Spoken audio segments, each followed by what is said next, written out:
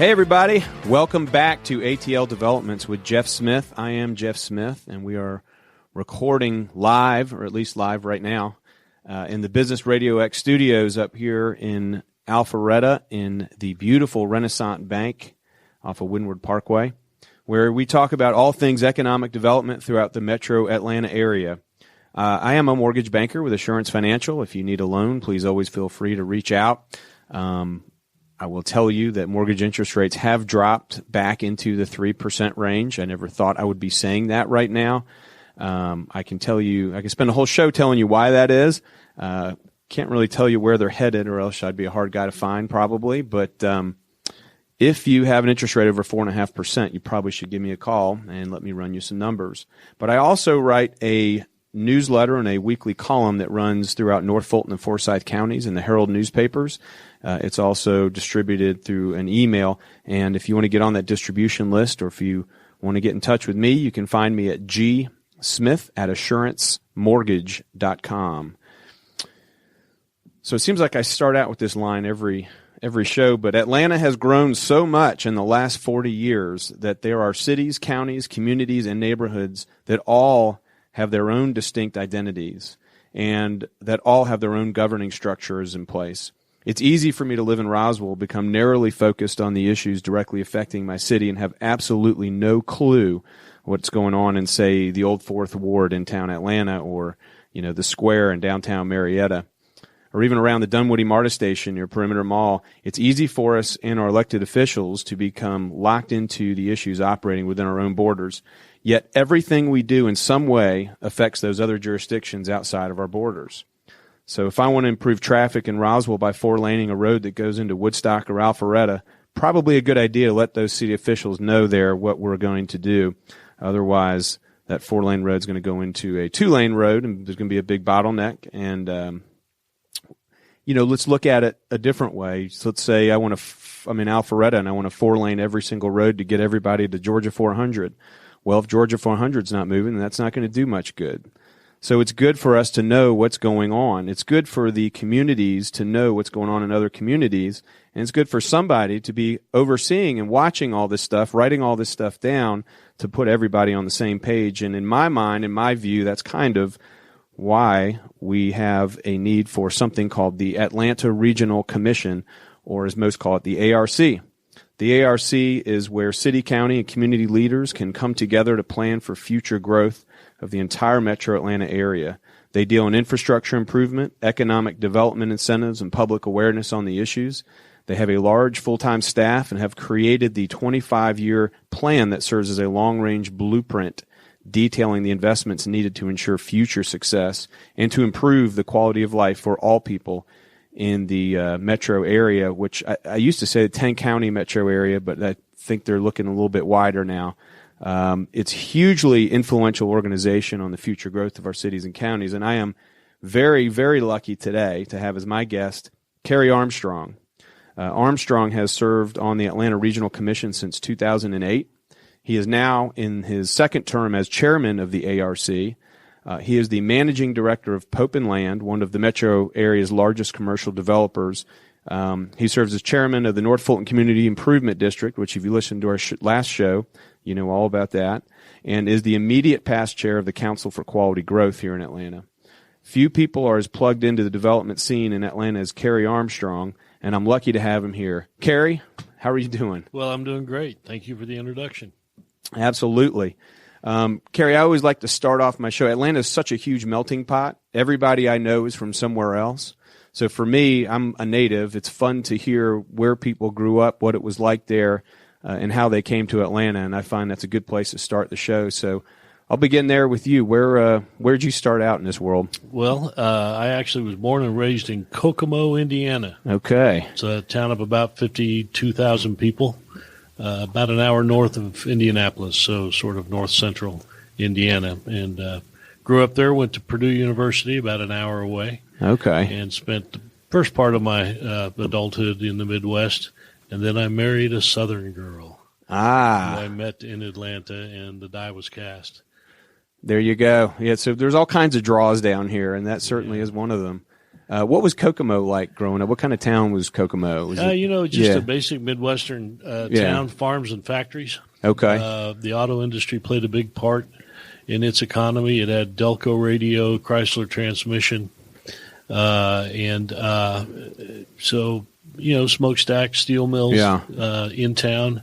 And didn't take too long to get out of town, and that was all farmland, corn and soybeans and things like that. Interesting. Very interesting. So went to Purdue, came into Atlanta, and got into the development world somewhere along the way. Yeah. I actually started when I got out of college, ultimately. Yeah. I went to work for my national fraternity, believe it or not, for my national headquarters. Okay. And that got me all around the country. Got to meet with a lot of people, visited college campuses all over the place. And in the years that I did that, I met a lot of alumni who were in the commercial real estate business. And they said several times that when I decided to get a real job and grow up, I ought to look into that. And when that time came, I called them up, make good on their promise. So my wife and I had picked Atlanta. I had been down here a lot and loved it. So I was a willing convert to move south.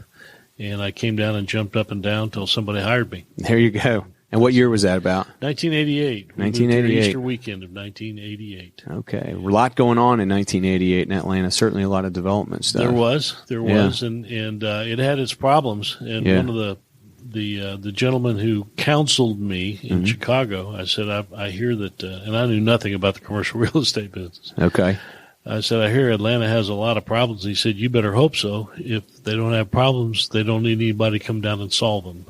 And that kind of, locked me in. So we came down and haven't looked back. Well, fantastic. Well, we're glad you're here. Thank you. You've done a lot of great work in the private sector and also a lot of great work in the public sector. And I kind of want to talk about both today, if we could. Absolutely. I think I'll start off with your role at the ARC as chairman of the ARC. I described it in my view of what the ARC is, and 90% of our listeners out there, I guarantee most of you have never heard of the ARC. And so what I would like, if you would, just tell me in your view, what is it that the ARC does?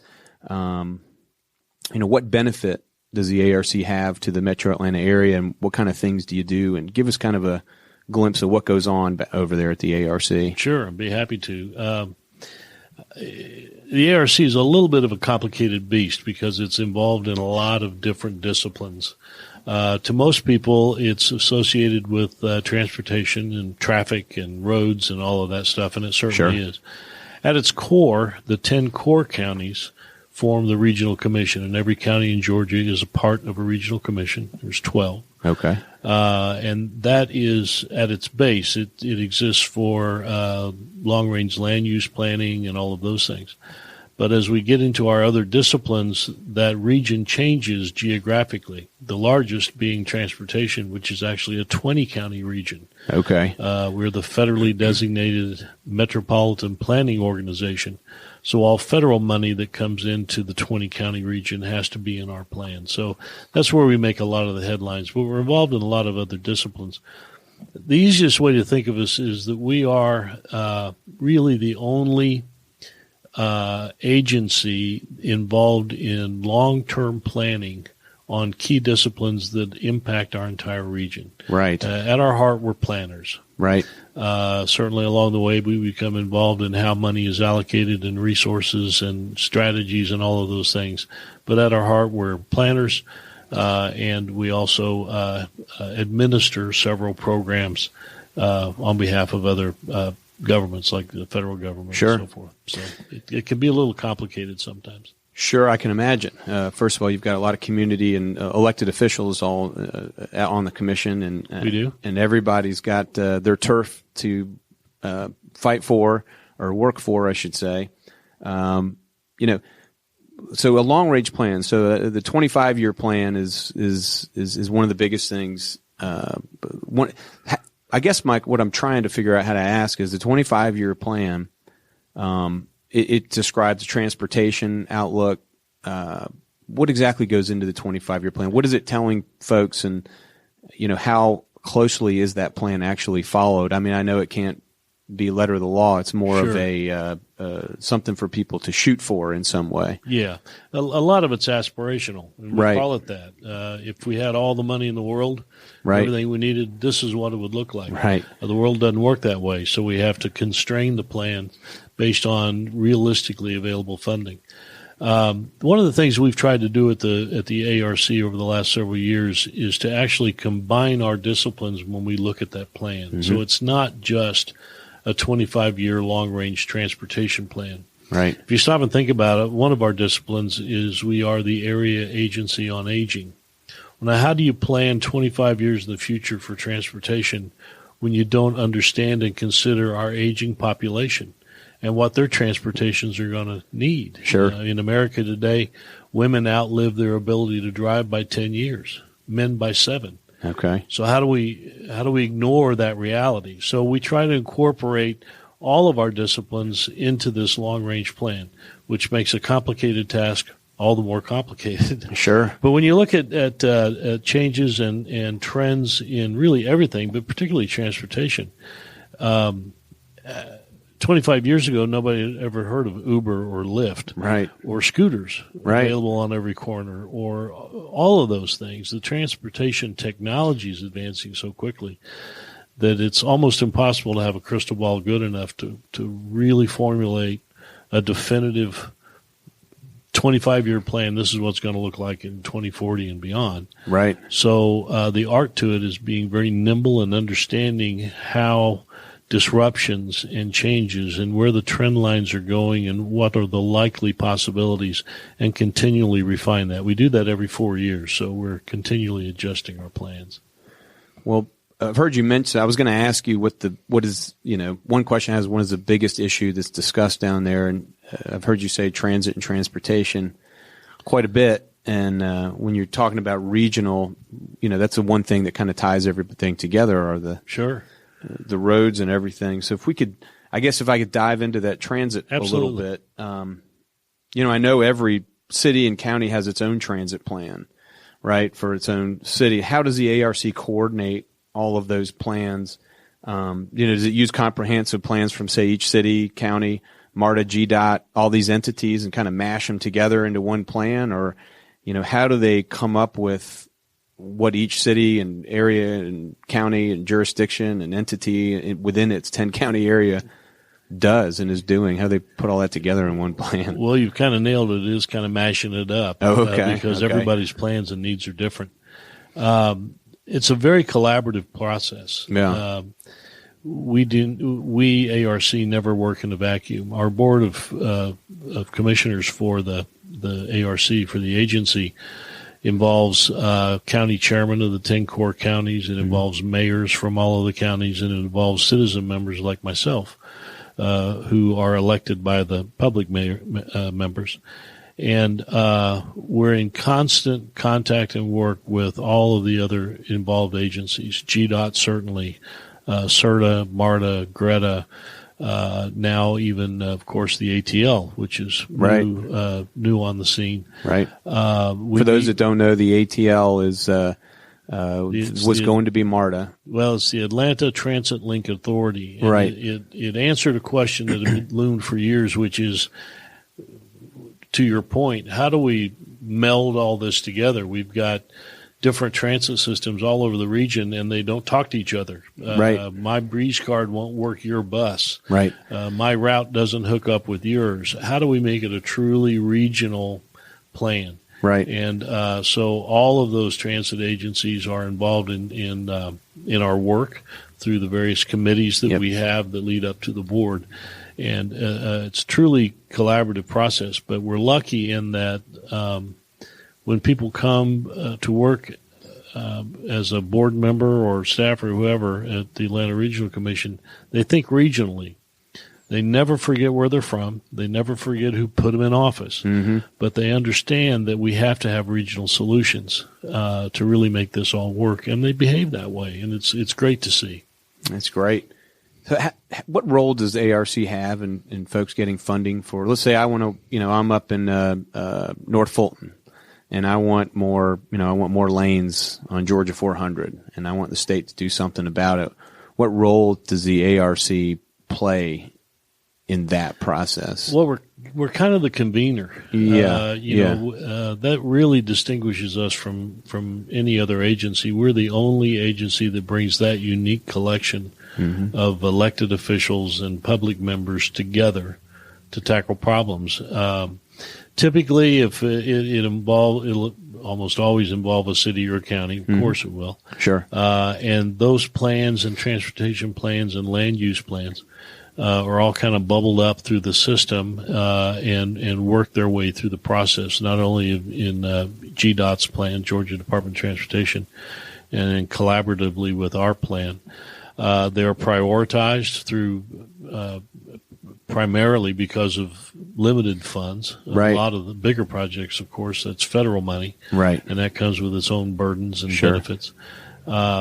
So it's a process, and things appear on the plan, the long-term plan, and then there's another plan that's called the Transportation Improvement Plan, which is 6 years. Okay. And so when we look at the whole smorgasbord of possible things we want to do, we narrow it down to say, okay, what can really happen in the next 6 years? Right. And then we focus the funding on those things and make them happen. There are projects being done today that have been on the long-range plan for a long, long time. And finally, the planets aligned, and we were able to get them on the shorter-term plan. So, and I literally don't know this. So, ARC, do you direct? You don't control funding. ARC does not. Or does it control funding? Or is it more, if you have that stamp, if you're in line for that, you're going to get preferential treatment from somebody like a GDOT and that kind of thing? Well, in the world of transportation, federal funds, we don't control it. Right. But it has to be in our plan. Right. Which we develop collaboratively. Right. So if it's not on our plan, then the federal money doesn't come in. Yeah, they're not going to look at you. No. Yeah. And without any federal money, there's local match. You have to put skin in the game. Sometimes it's the locals have to put in 20% and they put in 80%. Or Sure. Sometimes it's 50-50. It depends on both budgets and the appetites and the politics of the day. So, I guess real quick, and this just came to my mind, so forgive me. But, all right. One thing that y'all are big on economic development and trying to help cities improve their ability to generate more business within the city. And you have a livable centers initiative, right? Right. Livable Centers Initiative. Livable Centers Initiative, where you do control funding in a way. Yes. And that is something that cities and counties can apply for to do you know much about it? I'm assuming you do. Well, yeah. Maybe a little more than you. Yeah. But I don't know everything about it. Yeah. That is a program that is largely federal money that is within our control. Right. And what we do is, and I forget now, it's probably been 15, 20 years since we've had this program, but communities can apply for funds from this bucket of money. Right. To develop livable centers. Right. Typically, that is what you would describe as a live, work, play node in a city. A mixed use. Mixed use. How does the transportation work? How does the land use work? I mean, what's going to be where? Mm-hmm. Where are the people going to work? Where are they going to live? Where are they going to play? How are they going to get to school? All of those things. Whatever the community thinks is important and a place that they could think is important, they can apply for these funds. And the initial funding is really for a study. Right. They can hire, the consultants that they need or whatever they need to do to come up with a plan. And that plan then can inform the community on how they make everything from zoning decisions to infrastructure decisions. Over the years, we've learned that nearly 70% of all the development that has occurred in the region has now happened in livable centers, places that have gone through this process and developed a livable center plan, and are continually working toward it. And then communities can come back and do other sections or update those plans, or in some cases apply for funding to actually help get the project kicked off. And just to put some color to it, I know Alpharetta right now is doing a big study on their north North Point Parkway area, an area where North Point Mall was. And, when I was in the 90s back then, when you just got here, North Point Mall had come in. It was a hotbed of activity. Yeah. It was the next big thing. And now, of course, there's Avalon up the street, and and malls are kind of falling out of favor. And so they're trying to figure out how to rework that whole area. And so they applied, my understanding is they're getting help with the ARC to come up with a study to figure out how do we make this a successful area, going into the future. And they're adding more residential, more bike paths and that kind of stuff. Right. And how do we reinvent the built environment, and how do we plan ahead for there's still a lot of vacant land in the 20 counties. Okay. Not that we're trying to develop the whole thing, but how do you mix that? How do you make it all work together and optimize transportation and when and how people get around? So the ARC is also very big on data. Yes. And I know you are too, because it seems like every time I've seen you speak lately, you've got a neat figure to talk about. And, in terms of that, I know the ARC keeps a lot of it. So every time one of the things I've heard you talk about, we're talking about the 10-county population growing by more than 1.5 million people by 2040, which is kind of incredible to think about. Yeah. I think you said that was the size of Charlotte or something. Well, actually, that's one of the statistics. The 20-county region, which is our transportation area, will grow by 2.6. Good gravy. That's roughly the equivalent of moving metropolitan Charlotte to Atlanta between now and 2040. A lot of people. So we got some planning to do. We got some planning to do. Yeah. So no doubt people want to move here. It's a sign of a thriving economy. Sure. Wonderful way of life that we've got here, but certainly it's going to tax our already taxed infrastructure. So see, we talked about traffic, but as a developer, it's hard right now to find cheap land where you can build houses that most new residents can be able to afford. I guess I'm going to steer this into an affordable housing.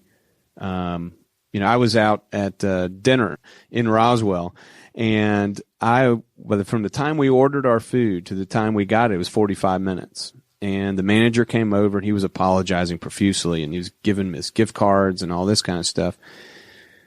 And I said, well, what's going on? He said, I can't keep a chef at this restaurant. Yeah. He said, every chef I get is having to drive 45 minutes to an hour because they can't afford to live here. Yeah. So it's starting to affect my eating habits now. Now I'm concerned all of a sudden. But seriously, I know there's different groups trying to look into how do you in the last 8 years, we just haven't built a lot of houses under $300,000. It's hard for a developer to find land, buy it, and under current densities, build it at a price that they can actually make money at when you're doing something that's so. They built a lot of stuff over 400,000, and the data's kind of showing that over 400 and 500 has become a heavy buyer's market, and under 400 is just a heavy seller's market right now. Yeah. I don't know. Do y'all look at that at the ARC? We do. Yeah, we look at it from a lot of different angles.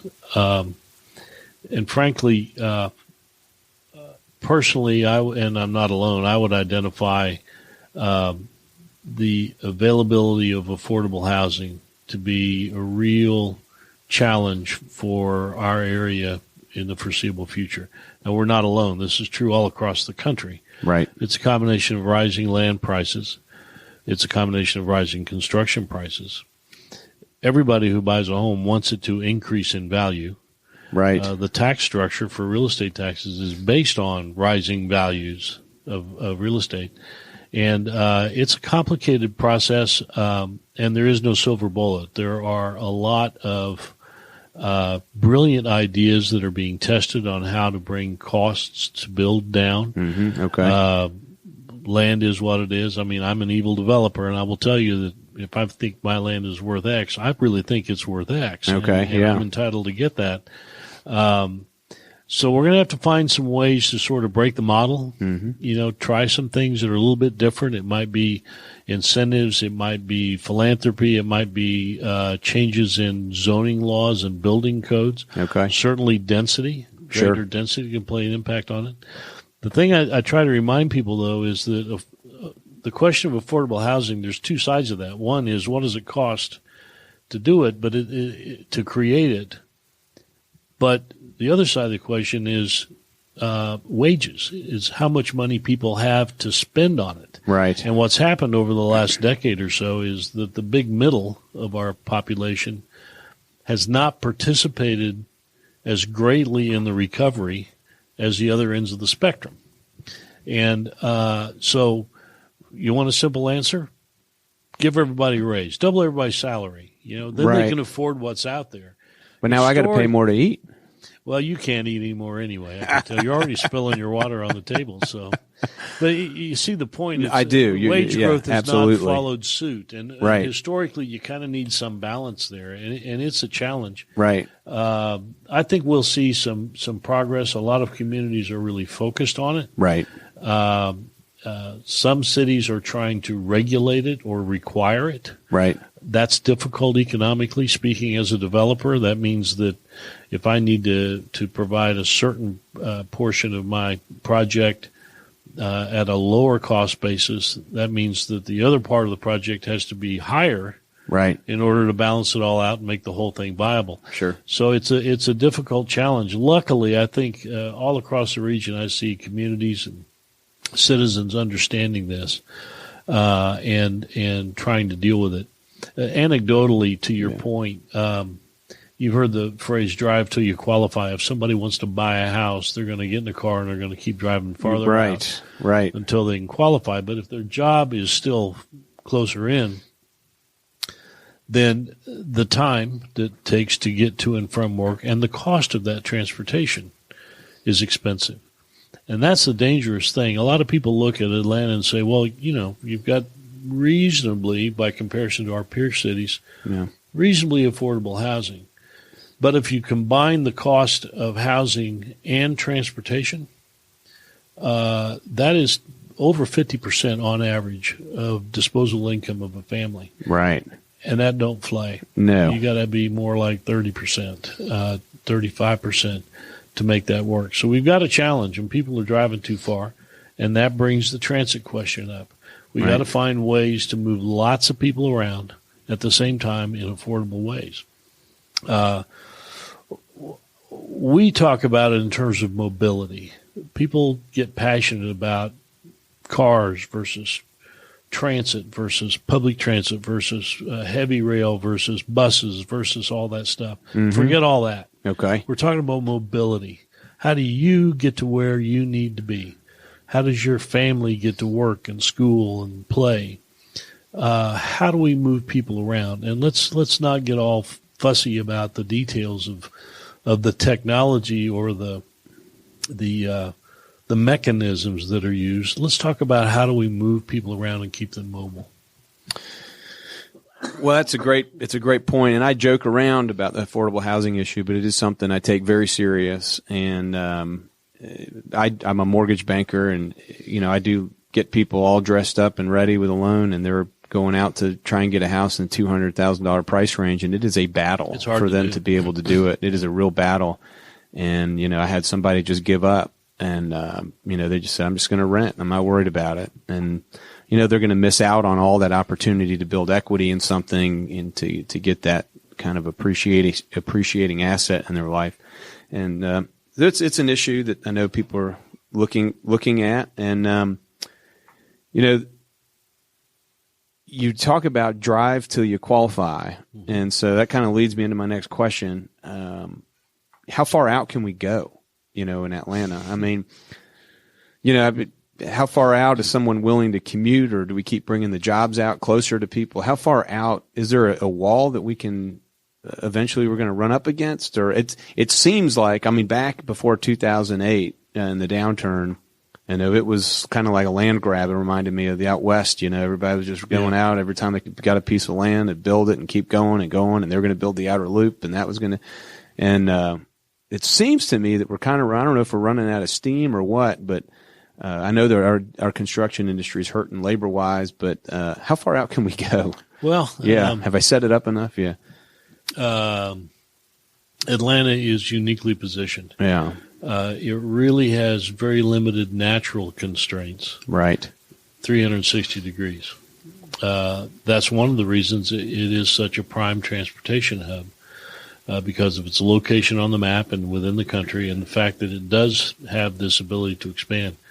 What we're seeing, though, partially because of some of the things we've talked about, is, in the old days, you'd go, the model was, okay, I'm going to pick an interstate, I'm going to go 13 miles from the closest regional mall, go 13 miles up the interstate, build another regional mall, and around that there's going to be neighborhoods and office buildings and all that, and then I'm going to go 13 miles more and I'm going to build another regional mall. Okay.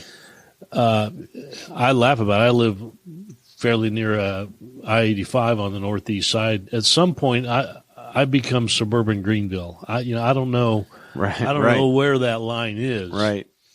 But over the last 5 years, 10 years, we're seeing more people come inward. We're seeing population growth in the city of Atlanta now, which is something we hadn't seen in a long time.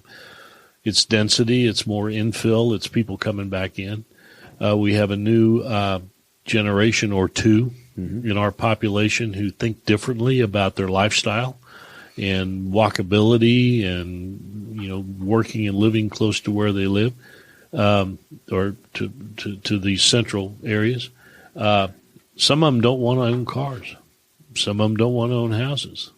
It's a new way of looking at the world, and many of them are doing that. So while we were just continually going out and out and out, now we're kind of coming back in too.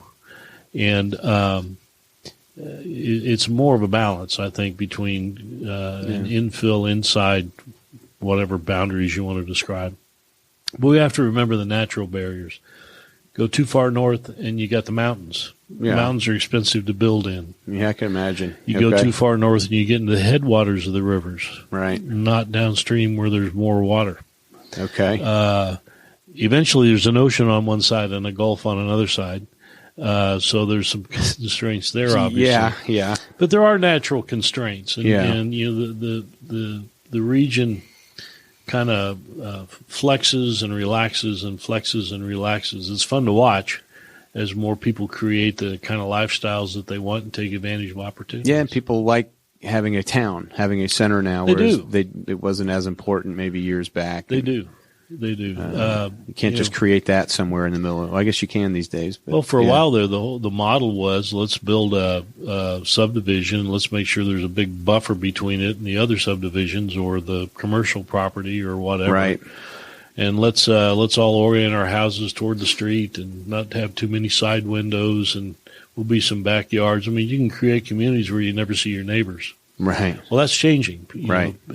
Some of the planners call it yoo-hoo space. I need a space in my backyard where I can lean on the fence and talk to my neighbor. Yeah, right. And say yoo-hoo.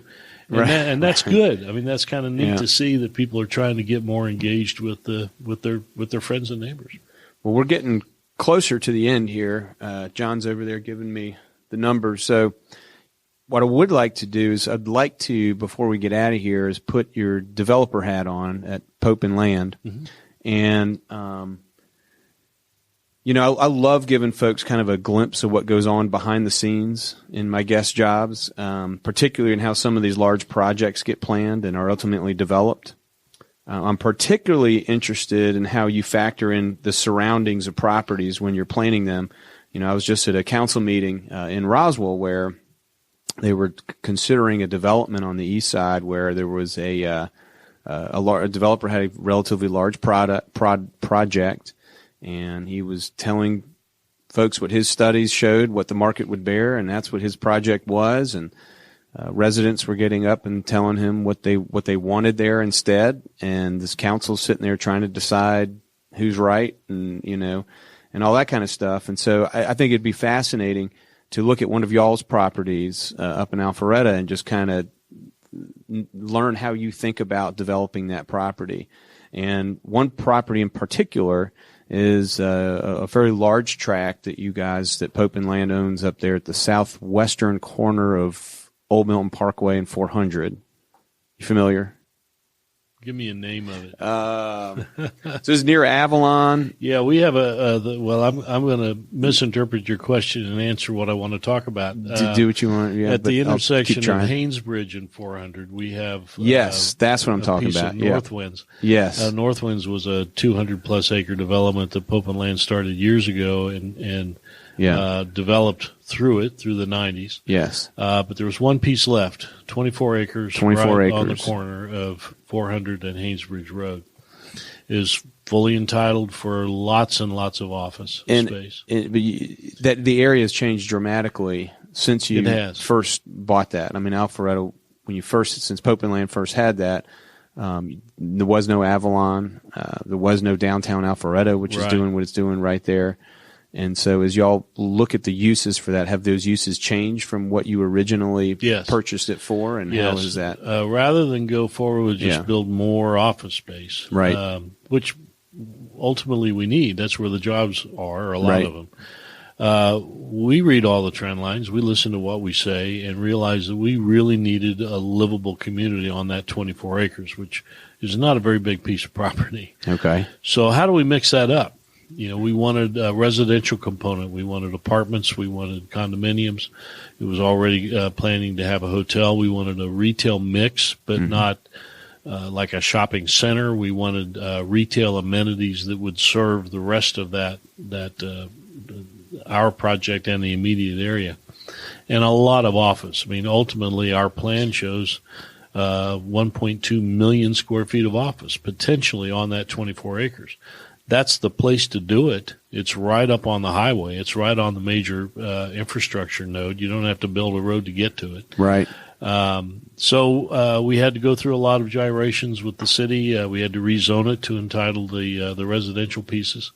But we're underway and we're excited about it. And we think it's going to be a big success. Whether or not we ever get to 1 million square feet of office, I don't know. Gotcha. We have a first building underway, and that's 50% leased and the other 50% committed. And we're working on the leases. It's a small building, but it gets us started. And now that we're real and the world can see it, more and more companies are coming saying, well, tell me about your plans, and maybe that's where we'll locate. We didn't invent mixed use by any stretch of the imagination, but we tried to optimize it on the 24 acres that we had. And we think it's a great complement to Avalon and to downtown. The Alpha Loop is going to connect them all and run right through the heart of our park, which we're calling Northwind Summit because it's up on the hilltop. For those that don't know what the Alpha Loop is, it's a bike trail that the city of Alpharetta is building. It's a loop. It's a loop and then a loop inside of a loop. Yeah. That's going to connect a large portion of those office developments all throughout. It's not just bikes; it's bikes, pedestrians, people with baby strollers. Yep, it'll go right through the heart of our park, and the retail mix that we have. Some restaurants and some great retail mixes. The hotel, all of those things will work. And as that loop gets completed, downtown Avalon, our park, and ultimately down to Encore Parkway. Can all be connected. So if you wish to walk or ride, you've got the great infrastructure to do it, and that's one less car on the road. One less car on the road. Yeah.